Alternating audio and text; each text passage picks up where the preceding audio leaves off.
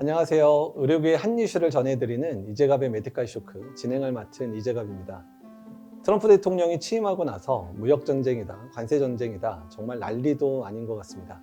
하지만 그 이면에는 국제보건 또 국제감염병 대응에도 매우 큰 영향을 끼치고 있는데요. 오늘은 아마도 우리나라 또는 전 세계에서 제일 바쁜 두 분을 모셨습니다.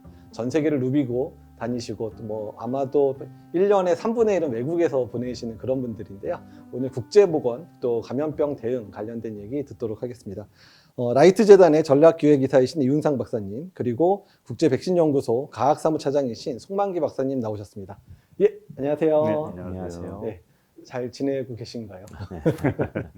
가끔 페이스북을 보거나 아니면 이제 뭐 카카오톡을 보면 외국에 계신 일들이 더 많아가지고요. 그래서 가끔 연락이 안 될 때도 있고 이러시는데 또 오늘 그래도 귀한 시간 내주셔서 오늘 많은 좋은 얘기 나눌 수 있게 해주셔서 감사합니다. 윤상 박사님부터 좀 여쭤보고 싶은데 라이트 재단이라고 하면 좀 저야 뭐 들은 지 오래되긴 했지만 이 청취자들 분들께서는 거의 처음 듣는 분들 많을 건데요. 어떤 일을 하는 곳이고 거기서 이사님은 어떤 일을 하고 계신지 좀 설명을 해주시겠습니까? 네, 간략하게 저 소개를 좀 드리면은 저는 현재 라이트 재단의 전략기획이사로 일하고 있는 이윤상이라고 합니다. 라이트 재단, 라이트 파운데이션이라고 하는데요. RIGHT라고 해서 Research Investment for Global Health Technology 재단이라고 합니다. 저희 재단은 그 한국 정부 보건복지부와 또 빌 게이츠 재단 등이 기금을 출연을 하여서 만들어졌습니다. 여기에 한국 정부와 빌 게이츠 재단 이외에도 한 7개 정도의 국내 기업이 자발적인 이제 출연금을 제공하면서 기금이 만들어졌고요. 저희 재단이 만들어진 이제 배경에는 이 기금을 활용을 하여서 중저소득 국가에 호발하는 감염병 분야에 필요한 보건의료기술, 특히 이제 백신이라던가 진단기기 치료제 등의 연구와 개발에 투자를 하고 연구개발비를 지원을 해서 제품이 개발되도록 하는 재단입니다. 특히 이제 저희 재단의 예산 중에 한국 정부의 예산은 소위 말하는 ODA, 공적개발원조 자금을 이제 활용을 해서 이제 사용되는데 국내에서는 아마 그 재단 기관 전체가 ODA 예산, 개발원조 예산을 활용을 하되 해외에 백신이나 진단기기를 사서 보내지 않고 사서 보내서 정말 잘 활용이 될 만한 적절한 가격에 아주 좋은 제품들을 연구가 되고 개발되게 하는 내 모든 역량을 쓰는 이제 유일한 재단으로 저희가 일단 현재로서는 알고 있습니다. 이를 통해서 저희들이 좀 추구하는 바는 한국의 제약 바이오 및 R&D 분야, 바이오 R&D 분야의 역량을 활용을 해서 아프리카, 아시아, 중남미 등의 중저소득 국가에 호발하는 이제 감염병들의 문제를 해결할 수 있는 이런 백신이나 진단기기 등의 제품이 개발될 수 있도록 하는 역할을 저희 재단이 하고 있습니다. 사실 윤상 박사님 경력도 좀 독특하시잖아요. 네네. 의사시죠? 예, 근데 그렇습니다. 의사가 네. 되시기 전에 또 다른 거를 또 전공하시고 예. 하시는데 그거 짤막하게 좀 얘기해 주실 수 네. 있습니까? 저는 현재로서는 이제 그 의사이기도 합니다만은 이제 의대를 다니기 전에는 이제 일반 학부를 졸업을 하였습니다. 그래서 경제학과를 일단 학부를 졸업을 했고 그런데 이제 좀 뭔가 또 다른 분야에서 일을 좀 생각을 해서 의대를 편입하면서 의대를 졸업했는데 또 의대를 가서는 또 이것도 조금 뭔가 다른 거를 해야 되겠다 해서 공중보건 분야를 좀 공부를 해야 되겠다고 생각을 하면서 이제 보건학 분야 공부를 석사 박사를 했었고요. 다만 이제 이 분야에서 일을 하기 위해서 이제 처음에는 질병관리본부에서 일을 했고 조금 더 이제 중저소득 국가, 아프리카, 아시아 등의 지역의 보건 분야에 있어서 국제보건 분야 일을 하기 위해서 코이카 한국 국제협력단에서 또 일을 하였었습니다. 그리고 지금은 현재 라이트 재단에 있습니다. 예, 그래서 사실 의사시지만 이제 의사로서 살지 않고 정말 되게 부러운 삶이기도 하지만 또 막상 저보고 하라 그러면 저도 못했을 것 같은 삶을 살고 계신 것 같습니다. 네. 이제 또 이제 국제백신연구소의 송만기 박사님, 메르스 때부터 아마 제가 알게 됐던 것 같습니다. 백신 개발 또는 백신 연구와 관련돼 있는 회의가 있으면 매번 이제 옆에 앉아가지고 어떻게 지내시는지 매번 여쭤봤던 것 같은데요. 국제백신연구소 IVI라고도 얘기하는데 이 국제백신연구소는 어떤 일을 하고 있는지 또 거기서 박사님은 어떤 일을 하고 계신지 좀 이야기해 주시면 좋겠습니다. 네, 저희 국제 백신 연구소는 일단 대한민국의 최초의 국제 기구입니다. 본부가 대한민국에 있는 최초의 이제 국제 기구이고요. 이름에서 있듯이 저희는 백신에 대해서 연구를 하는 기관입니다. 그래서 백신에 대해서는 어떤 연구를 하냐? 사실은 이제 제가 맡고 있는 실험실에서는 백신의 초기 개발부터 그리고 이제 그 일반 연구소나 학교와는 좀 다르게 저희는 백신을 상업 생산에 좀 그 전 단계에 이르게 하는 공정 개발을 같이 하고 있습니다. 그래서 저희는 이제 일반 그 기업체에서 일하시던 분들이 많이 오셔서 초기 개발부터 그 이제 기업체 기술 이전하기 위한 그런 이제 공정 개발까지 하고 또 하나 이제 저희가 하는 게 또 임상 시험을 상당히 많이 합니다. 특히 이제 해외 임상을 저희가 또 많이 하고 있고 그리고 최근에 이제 가장 중요한 역할 중에 하나가 어떠한 질병이 얼마나 심각하게 영향을 미치고 있는지 그 역학 연구를 많이 하고 있는데 저희가 주로 많이 하고 있는 곳은 주로 아프리카입니다.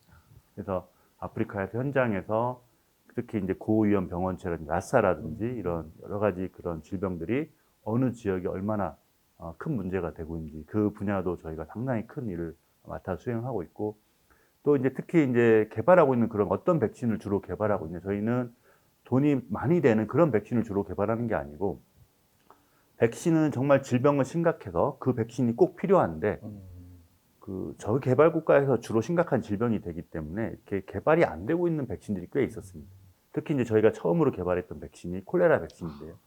그 백신은 지금 현재 국내에 있는 유바이오로직스라는 회사에 저희가 기술 이전이 돼서 전 세계에 공급되고 있는 거의 대부분을 이 우리나라의 회사에서 공급을 하고 있습니다. 상당히 많은 양이 공급이 되고 있는데요. 그 백신이 사실은 그렇게 필요함에도 불구하고 이렇게 개발이 안 되다가 저희가 나서서 이제 개발했고 지금 이제 전 세계에 다 공급이 되고 있는데 사실 이제 저희가 그렇게 왜 하느냐 그러면 그 실제 현재 공급되는 가격은 약 1불 근처입니다. 1.3불 정도로 이제 도수당 이렇게 공급이 되고 있는데 그 회사 입장에서는 연구 개발비가 들어가지 않고 생산만 하면 되기 때문에 싸게 공급을 할 수 있는 것이고요. 저희는 그러한 메커니즘을 만들어주는 그런 기관입니다. 그래서 현재도 이제 저희가 하는 주로 일들은 그 저개발 국가에서 주로 필요로 하는 많은 백신들. 저희가 두 번째로 개발한 게 이제 장티푸스 접합 백신이었고 그리고 이제 세 번째가 이제 그 논타이포이드 살모넬라. 그리고 지금 현재 또 네 번째로 개발을 저희가 결정한 게 클렙시엘라 뉴모니아 백신입니다. 그런 것들이 저개발 국가에 상당히 큰 문제가 되고 있기 때문에 이제 그러한 것들 개발하기로 했고 저는 저희 연구소에서 그러한 것들의 처음 항원 디자인부터 공정까지를 책임지고 있고 또 하나 저희가 상당히 많이 하고 있는 일 중에 하나가 임상 분석입니다. 이제 그러한 질병들에 대해서는 나중에 임상 분석을 해야 되는데 그 어세이 시스템이 없습니다. 그래서 자체적으로 그걸 개발하고 어세이 퀄리피케이션 밸리데이션까지 다 해서 나중에 임상 시험할 때 그걸 분석하는 거기까지가 제가 맡은 영역입니다. 근데 사실은 지금 개발한 백신들도 제약회사에서 만들었으면 정말 밀리언을 기록할 수 있는 그런 백신들을 개발을 하셨는데 그런 회사나 또는 대학에서 엄청나게 스카우트 요청이 있으실 것 같은데 그래도 계속 자리를 지키시는 걸 보면서 사실 좀 놀라기도 하고 되게 존경스럽게 생각을 하고 있는데요. 혹시 뭐 어떤 그런 계기가 있으실까요? 사실 저가 이제 2002년도에 아이비아에서 이제 포스트닥터 프로그램으로 5명을 선정을 해서 2002년에서 2004년까지 해외로 다 이제 파견을 보냈는데 그때 5명을 뽑아서 보냈었습니다. 그 중에 이제 남아있는 사람이 사실 저밖에 없고요. 거의 대부분 한 2년 내로 다 이제 대부분 다 학교로 가셨고 저도 사실은 국내에 있는 거의 모든 대학에서 제안이 왔었습니다. 그랬을 것 같아요. 네, 근데 사실 저희 연구소가 하는 일들, 사실 대부분 지금 남아있는 직원들을 보면 왜 남아있냐 그러면 미션이 좋다. 미션이 좋고 이제 자기가 뭔가에 기여한다는 실질적인 기여를 한다는 어떤 글로벌 그 퍼블릭 헬스에 이제 그런 게 이제 가장 크 사실 이게 계약직이기 때문에 저희도 다 2년 3년 계약직이기 때문에 그 대부분 다 떠나는 게 있음에도 불구하고 그래도 꽤 많은 PI들이 남아서 연구자들이 남아서 그 보람을 느끼면서 일을 좀 하고 있습니다. 사실 두 분 다 어디를 가나 엄청나게 부를 잡을 수 있는 그런 분이신데 어쩌면 이제 국제보건이라는 그런 부분에 헌신하기 위해서 일단 그 자리를 지키면서 계시고 있거든요. 그래서 오히려 지금의 트럼프가 만든 상황이 훨씬 더 답답하게 느껴질 거라고 생각이 듭니다. 그래서 사실 미국에서 이미 벌어진 일들 있죠. 그래서 지금 뭐 USAID를 문을 닫게 한다든지 CDC라든지 NIH의 인력을 줄이거나 예산을 깎거나 이런 부분들이 이제 벌어지고 있는데 실제로 많은 이제 의학자나 과학자들이 지금의 경제나 관세 부분들이 일어나는 그런 부분들도 우려하지만 실제로는 지금 미국에서 일어나고 있는 이런 국제보건 또는 이제 국제 감염병 대응에 관련된 벌어지는 일들을 지켜보는 상황에서는 앞으로 5년, 10년 있다가 정말 큰 재앙이 될 수 있다는 얘기를 많이 하시고 오히려 지금의 관세 정책보다 더 문제가 되는 일이라고 얘기를 하고 계시거든요.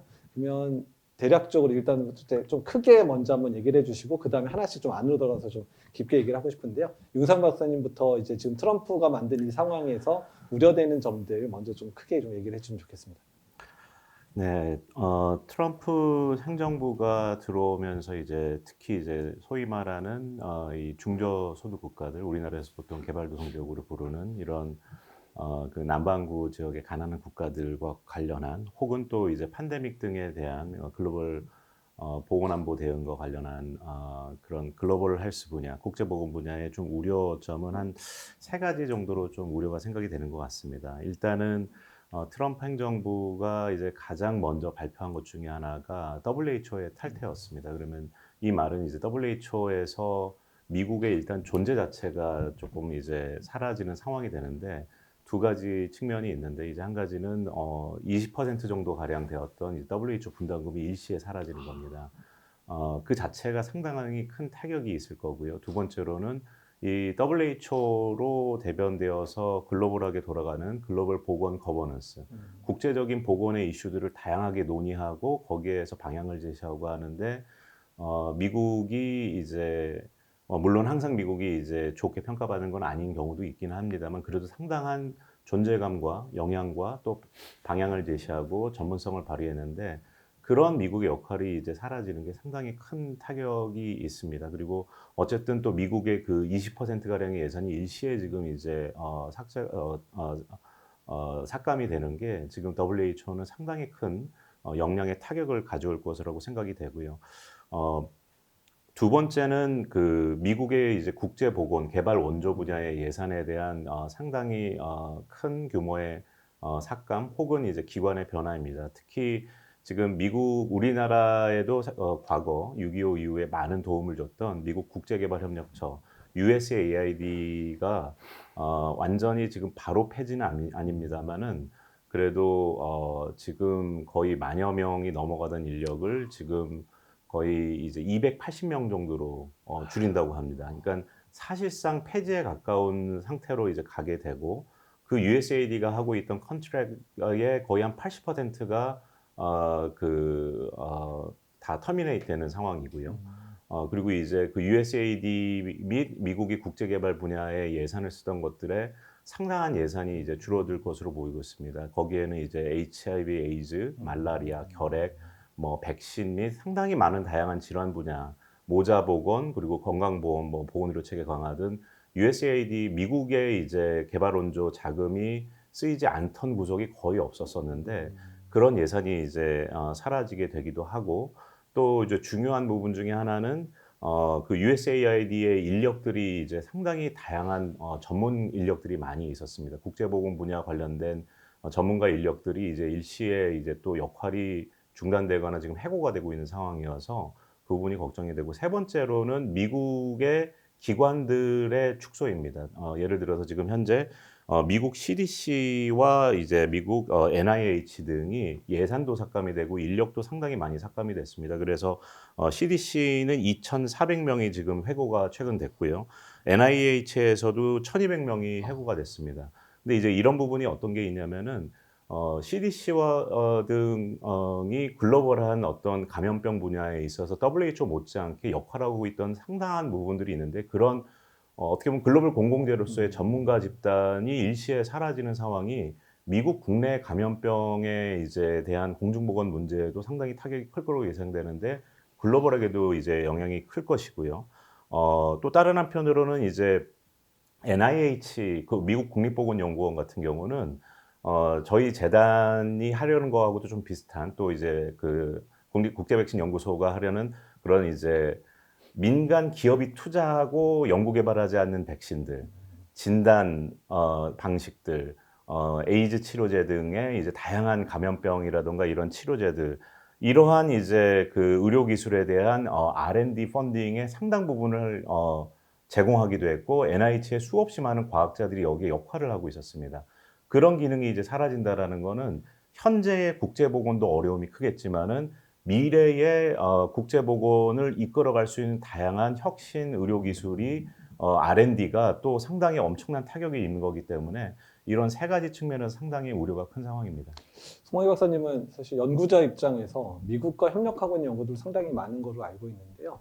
그러니까 이런 그 뭐 NIH나 또는 미국 CDC 예산 뭐 삭감 또 인력의 감축이라든지 뭐 이런 부분들이 앞으로 장기적으로 국제보건 특히 감염병 대응에서 어떤 영향들을 끼치게 될 거라고 예상을 하고 계신지요?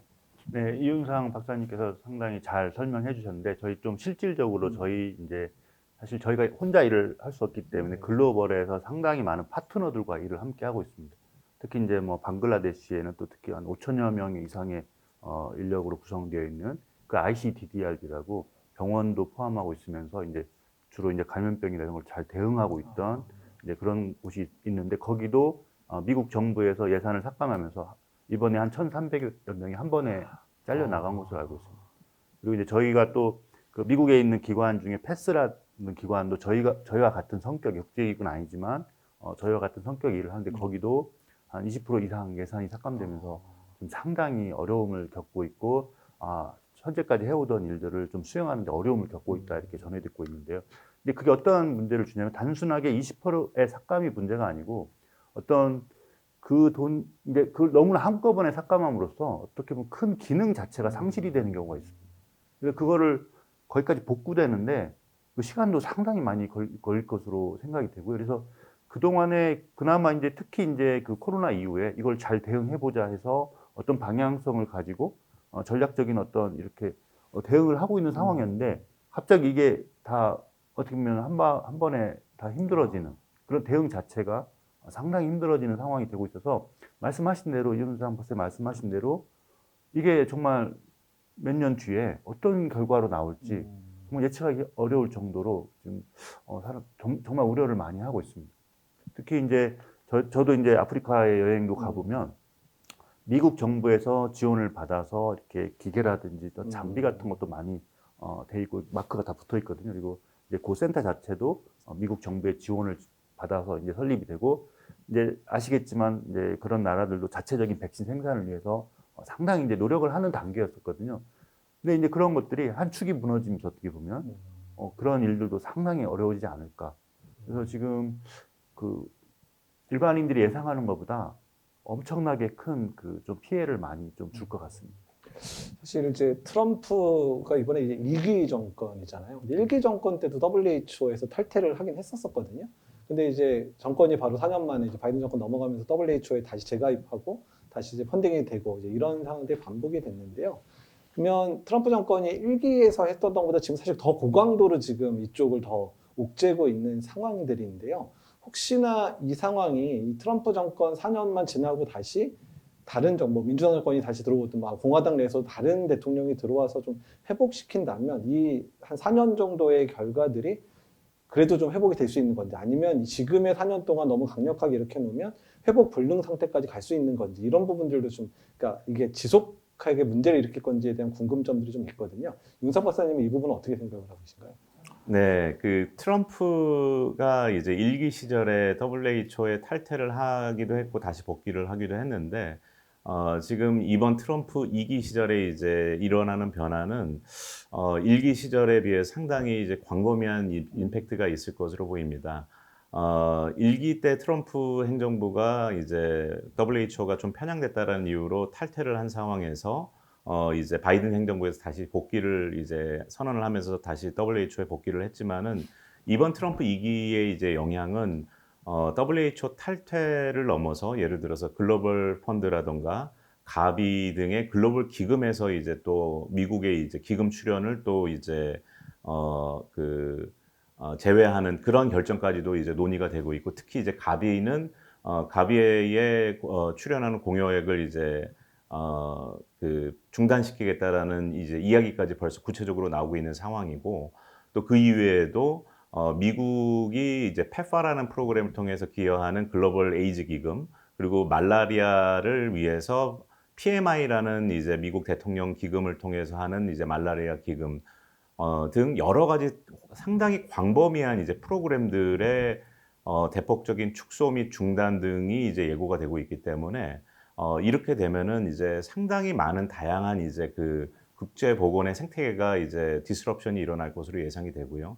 또 이제 글로벌 이제 기금들, 그 이제 가비라든가 글로벌 펀드 등도 아프리카, 중남미, 아시아 등에 이제 도입하려고 했던 백신들을 도입을 하려고 했던 이제 그 프로세스가 제한된 축소된 예산으로 도입을 해야 되기 때문에 그런 도입 계획들이 전반적으로 차질이 생길 것이고 또 이제 글로벌 펀드 등도 에이즈나 결핵 등에 이제 필요한 진단기기, 어떤 좀 치료제의 신규 도입, 현지 적용이 이런 계획들이 많이 어그러질 거기 때문에 이 과정에서 또 연구자들도 많이 떠날 수 있고 또 기업들도 이러한 이제 가난한 국가들에 필요한 치료제나 진단기기에 대한 연구 개발에 참여하던 것들을 좀 고민을 하거나 중단하거나 하는 이런 상황이 발생하면은 전체적인 글로벌 헬스 이제 생태계 자체가 좀 타격을 입어서 복귀하기가 좀 쉽지 않은 상황이 발생할 수도 있을 것 같습니다. 지금 사실 이야기만 들으니까 너무 지금 가슴이 떨리는 상황들이긴 한데요.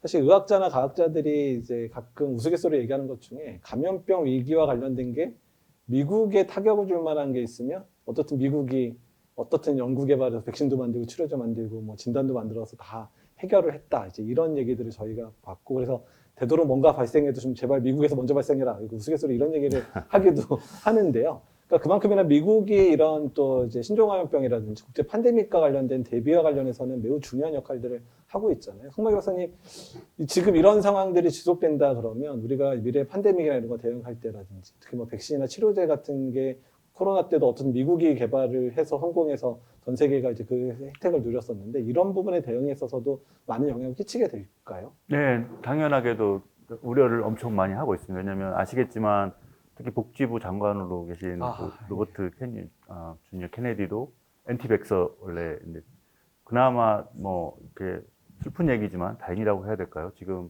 홍역으로 인해서 세 번째 유아가 사망을 하면서 백신을 접종하겠다고 이제 완전히 바꿔서 이제는 미국도 뭐 자폐증 때문에 백신 접종을 안 하려고 했던 MMR을 다시 이제 접종하기로 해서 이제 그걸로 대응하겠다고 이제 해서 백신의 중요성이 어느 정도 이제 인식이 되고 있는 것 같은데 사실 그 말씀하신 대로 코로나 때 그리고 이제 그 RSV 백신이라든지 그게 다 미국 정부 기관인 NIH 안에 있는 백신 리서치 센터에서 연구한 걸 통해서 그런 그동안의 개발이 정말 어려웠던 그런 백신 개발을 성공시킬 수 있었는데 지금 그 기관에 있는 우수한 인력들을 다 뭐 해고하고 그리고 연구비나 이런 것도 중단함으로써 이제 향후에 개발 필요한 백신들에 대해서 개발 역량이 이런 게 상당히 많이 떨어지지 않을까 지금 큰 우려를 하고 있고요.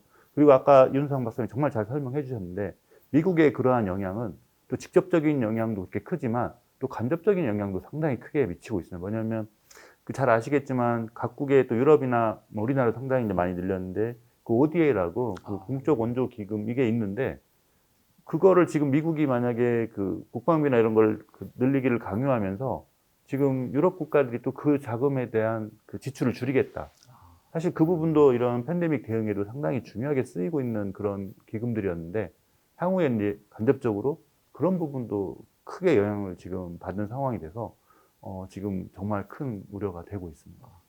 그리고 이제 저희가 이제 한국도 이제 그 윤 정권 들어서고 나서 이제 R&D 비용을 확 삭감을 하는 바람에 특히 뭐 대학원생들의 기반이 무너져가지고 그 중에 많은 숫자들이 이제 뭐 직격으로 뭐 직장을 옮긴다든지 연구의 꿈을 접고 이러면서 실제로 대학가에서의 연구나 이런 부분들이 많이 붕괴되는 그런 상황들을 겪어서 그때도 이제 우리나라에서 그렇게 뭐 삭감 한번 하고 리셋시키고 뭐 다시 하면 된다 이런 식으로 했는데 그 1년 만의 시간이어도 되게 연구 생태계를 많이 망가뜨리는 상황들이 됐는데 만약에 지금 같은 상황에서 CDC나 뭐 NIH뿐만 아니라 여러 지금 미국이 투자한 여러 연구소라든지 여러 기관들의 인력들이 지금 대부분 지금 뭐 이제 뭐 사직 권고가 되든 뭐 해임이 되든 뭐 이런 상황들이 계속 되면 이게 만약 2, 3년 정도만 되더라도 그 인력들이 분명히 다른 데로 좀 이동을 하게 될 가능성이 높고 그럼 다시 이쪽으로 돌아오지 않을 가능성은 상당히 좀 걱정이 되거든요. 뭐 심지어 최근에 나온 얘기 들어보면 미국의 그런 의과학자들이 유럽에 있는 데서 막 초청을 해가지고 너네 잘렸으면 우리한테 오면 우리한테 연구해 뭐 이런 식의 일종의 엑소더스가 일어나는 부분들도 얘기가 나오는데 그런 부분 특히 인력적인 그 디스트리뷰션이 바뀌는 이런 부분들이 어떤 영향을 끼칠 수 있을 건지 실제로 그러니까 아까도 뭐 힘들겠다고 말씀하시는 부분이 있지만 이런 인력적인 부분들은 정말 회복되기 어려울 것 같은데요. 이 부분에 대해서 어떤 우려를 가지고 계신지 좀 이승상 박사님 얘기 듣고 싶습니다.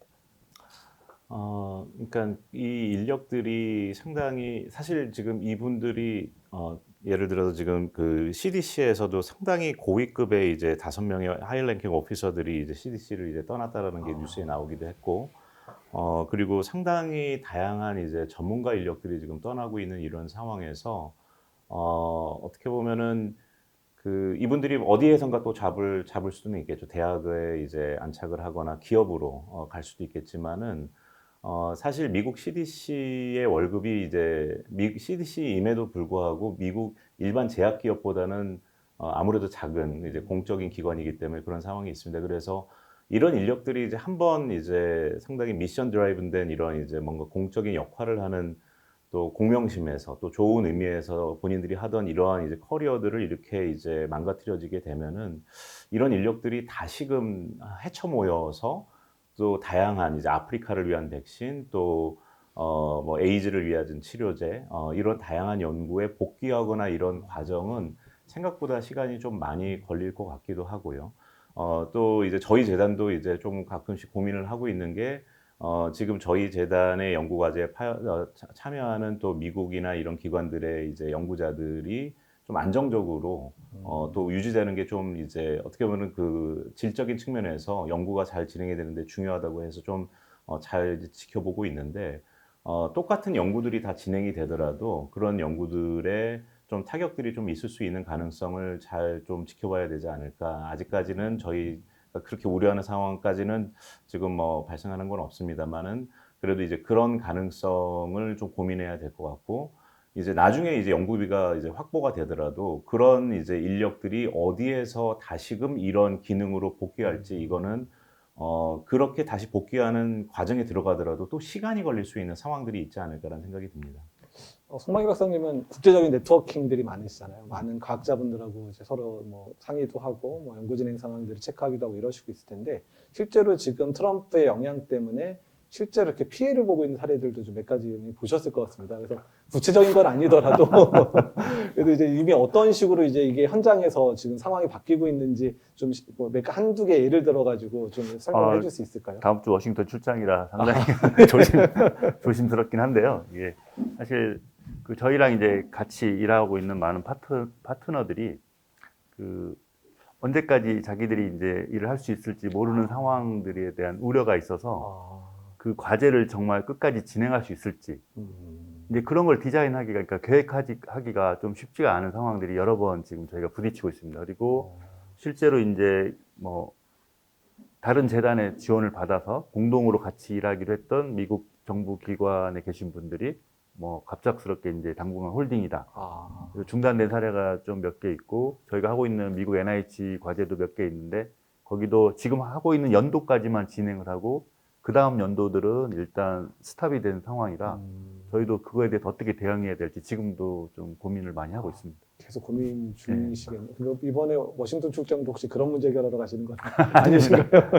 근데 말씀하신 거하고 조금 비슷한 맥락에서 좀 우려가 되는 부분 중에 하나는 저희 뭐 이제 WHO가 예산 삭감이 되면서 크게 영향받을 것으로 좀 걱정되는 부서 중에 하나가 WHO의 프리퀄리피케이션 인허가 부서입니다. 그 WHO의 인허가 부서가 중요한 이유는 아프리카나 아시아, 중남미의 이제 그 특히 글로벌 펀드, 가비, 유니세프 등의 글로벌 유엔 조달 기금, 글로벌 공공 조달 메커니즘을 통해서 구매되고 조달이 되려면은 FDA라든가 유럽의 이제 인허가 프로세스도 있지만은 WHO의 PQ 사전 적격성 심사라는 인증 과정이 상당히 중요한데 그 WHO PQ 팀에 대한 예산이 상당히 삭감되고 또 미국의 인력적인 또 지원들이 이제 감소가 되면은 그 글로벌 인허가 과정에서 아무리 좋은 백신이나 진단기기 치료제 제품들이 나오라도 인허가가 되어서 아프리카, 아시아 등의 지역에 쓰일 수 있도록 하는 경로가 바틀렉이 생기게 될 게 예상이 되고 그 부분이 사실은 또 글로벌 보건에 끼치는 이제 딜레이라든가 임팩트가 상당히 또 우려되는 상황입니다.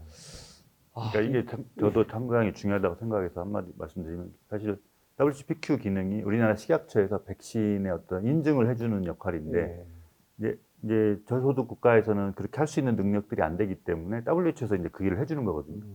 근데 그 일을 정말 못하게 된다고 하면 인증되는 시스템이 자체가 없어지기 때문에 저소득 국가에서 쓸 수 있는 그런 방법 자체가 아주 어려워지는 거죠. 만들어 놓고도 실제로 현장에 사용할 수 없는 상황이 벌어질 수 있다는 거죠. 상당히 이렇게 가슴이 이렇게 먹먹하고 답답한 상황들이긴 한데요. 그러면 그러면 우리나라 어떻게 할 건가에 대한 고민들을 할 수밖에 없을 것 같거든요. 그러니까 이제 어쩌면 뭐 사실 기회라고 할 수도 없는 상황인데 미국이 뺀 만큼 우리가 그만큼을 할 수 있는 나라도 아니고 근데 다만 우리나라가 이제 ODA라든지 국제보건 또 국제협력과 관련된 부분에 예산이 계속 늘려오고 있기는 했었잖아요. 그래서 어쩌면 한국이 더 기여를 해야 되는 상황이 이제 만들어지고 있는 상황이기도 할 것 같고 또한 미국이 이렇게 빠진 것 때문에 우리가 받는 타격들을 또 어쨌든 만회해서 어쨌든 지금 기여하고 있는 부분들이 계속 유지될 수 있도록 하는 부분들도 필요하긴 할 것 같거든요. 그래서 그런 부분에 있어서는 좀 우리는 어떻게 대비해야 될 건가에 대해서 이번에 송문기 박사님께서 먼저 얘기를 해주시죠. 네, 사실 저희 같은 경우는 저희 기관을 보자면 저희는 이제 최근에 그 유럽 쪽과의 협력 관계라든지 이제 특히 또 아프리카와 협력 강화를 위해서 저희가 유럽에 유럽에 사무소를 뒀고 최근에 또 아프리카에도 사무소를 둬서 이제 많은 이제 협력 연구를 하고 있는데 사실 이런 글로벌 퍼블릭 헬스 차원에서는 우리나라 자체로 대응하는 것보다는 이런 이제 다국가와의 협력 체계 구축 그리고 이제 그런 네트워크를 이용한 이제 대응이 꼭 필요하기 때문에 이런 협력을 좀 강화하기 위해서 저희뿐만 아니고 사실 정부에도 제가 요청을 해서 같이 좀 참여하는 방향으로 좀 많이들 좀 하고 있습니다. 그래서 우리나라도 이제 제가 좀 말씀 못 드리겠지만 상당히 많은 일들이 조만간에 아마 같이 해서 하는 것들이 특히 이제 감염병에 대응하기 위해서 이제 그런 것들이 좀 이루어질 것 같고요. 그래서 정말 상황은 어렵지만 그런 것들을 특히 이제 유럽이라든지 이런 특히 필요한 아프리카 이런 쪽하고 협력을 강화해서 좀 함께 풀어가야 되지 않을까 지금 그런 방향으로 저는 좀 제안을 하고 있고 그렇게 좀 많은 일들을 하고 있습니다. 어쨌든 이 태풍은 어떤 버텨서 네. 일단 연구의 기반이라든지 이런 부분은 어쨌든 버티고 있는 게 지금 되게 중요한 상황이거든요. 네. 미국을 위한 국가들끼리 손을 잡아야 되는 게 매우 중요하다는 말씀 해주신 것 같고요. 이근상 박사님 이 부분에는 어떤 방법들이 있을까요? 지금 아마 한국 같은 경우는 트럼프 상황에서 미국의 기여가 줄어든다고 해서 한국이 그걸 메꿀 수는 없지만 아마 한국이 최근 들어서 많은 기금 공여라던가 기여를 좀 늘려온 상황에서 지금 하고 있는 걸 유지만 해도 엄청난 환영을 받을 겁니다. 그래서 이제 지금 특히 이제 정부가 바뀌고 있는 이제 차기 정부가 아마 6월달 대선이 되면 이제 나오는 상황에서 전 정부에 비해서 새로운 정부가 들어왔다 하더라도 일단 최소한 지금 이제 글로벌 펀드, 가비, 세피, 유니테이드 등의 이제 글로벌 기금들에 기여하던 부분들은 최소한 좀 유지 혹은 조금 더 이제 증액을 할 수 있으면 좋지 않을까라는 생각이 들고요. 다만 이제 이런 과정에서 예전에는 좀 기금 출연하고 나면 좀 어느 정도 기금 출연 국가로서의 위상 정도만을 챙겼다면은 과거에 비해서 한국이 이런 글로벌 펀드나 가비 등의 이사회에서 적극적으로 목소리를 이제 내고 또 역할을 하면은 또 좋지 않을까.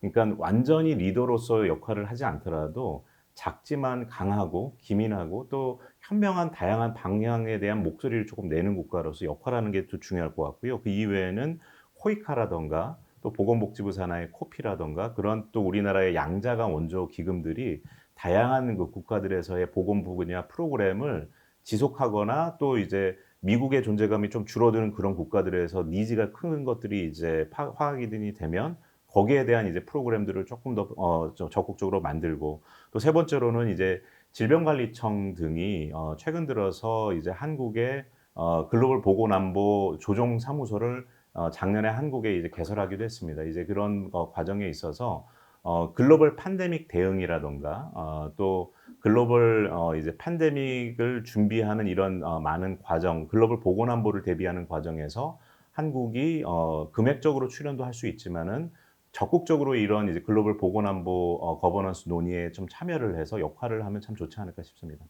예, 오늘 국제보건에 있어서 특히 트럼프가 우리에게 끼친, 또는 전 세계에 끼친 상황들을 얘기를 들었고요. 매우 우려되는 상황이기도 하지만 또한 이런 우려되는 상황이 또 반대로 우리에게는 또 기회가 될 수도 있다. 또는 어쩌면 그래도 우리가 하는 부분들을 잘 유지를 해주는 게 그 몇 년간을 이제 국제보건 영역이 버틸 수 있는 그런 어쩌면 약간의 샘물 같은 역할들을 할 수 있겠다라는 것들을 보면서요. 우리의 역할들도 매우 키워야 되겠다는 생각이 듭니다. 지금까지 라이트 재단의 윤상 전략기획이사님 그리고 국제백신연구소의 송만기 사무처장님과 함께 이야기 나누었습니다. 다음 시간에 더욱더 유익한 얘기로 찾아뵙겠습니다. 감사합니다.